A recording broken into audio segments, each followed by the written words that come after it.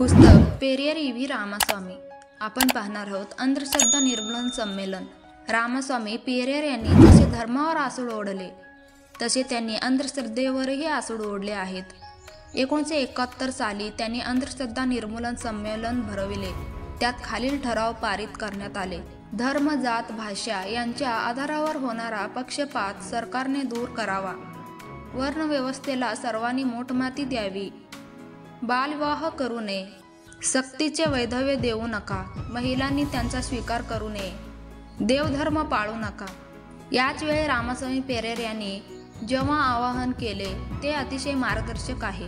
आम्ही वेदांचे दहन करण्याच्या बाजूचे आहोत. ज्या देवाने अस्पृश्यता, अंधश्रद्धा निर्माण केली ते मानित नाहीत.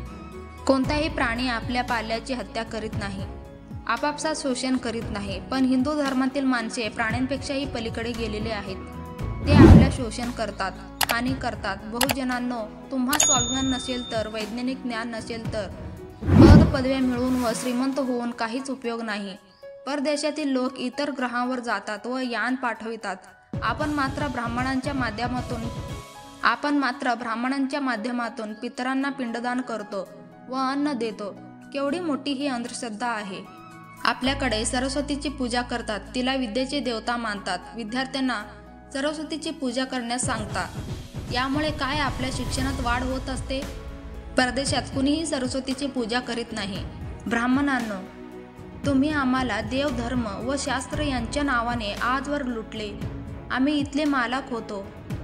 ही लूट व बनावणी थांबवा. अंधश्रद्धा सोड व इतरांना अंधश्रद्धेमध्ये ढकलू नका.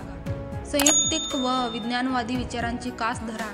पेरियर रामास्वामी यांनी या अंधश्रद्धा निर्मूलन संमेलनात व्यक्त केलेले विचार आजही समाजात किती उपयुक्त आहेत याचा अंदाज आजच्या समाजातील अंधश्रद्धेकडे पाहून करता येईल.